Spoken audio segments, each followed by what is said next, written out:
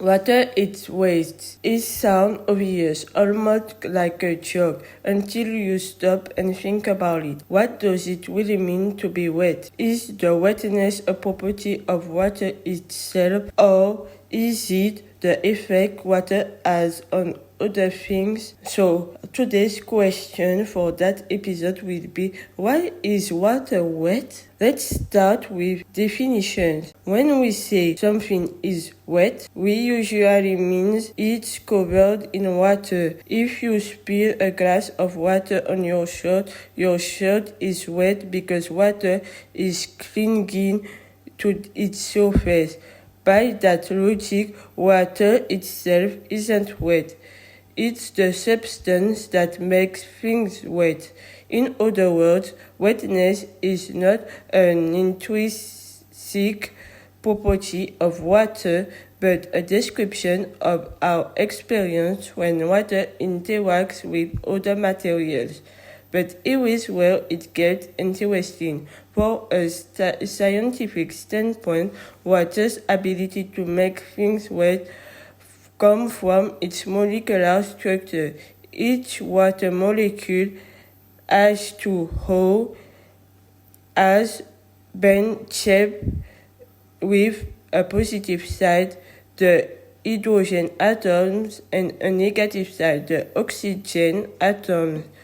This polarity makes water molecules strongly attracted to each other, a property called cohesion, and also attracted to other materials called adhesions. When water touches a surface, adhesion causes it to stick, creating the sensation and appearance of wetness. So water itself, wet, is defined wet as covered in water, then no, water is not wet. A single drop of water isn't wet.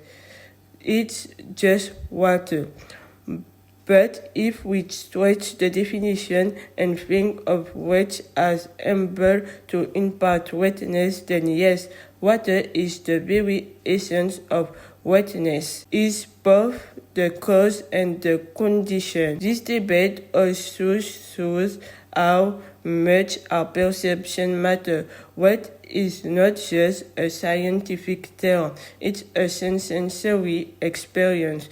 We feel wetness because water lowers the temperature of our skin and triggers specific nerve receptors. To our brain, wetness is called slippery and sometimes uncomfortable. That's why jumping into a pool feels like a shock. Even through the science, it's just molecules interacting. Wetness exists partly in the physical world and partly in our minds. Philosophically, the question reveals something larger. Language often struggles to capture scientific realities. Wet is a human word for a human experience. Water molecules don't care about being wet. They are just create a paradox. So why is water wet? Because when it touches other things, it creates the condition we call wetness. Water itself isn't wet. It defines what wetness is. It's a reminder that simple questions often lead to complex answers, blending physics, chemistry, and even philosophy. The next time someone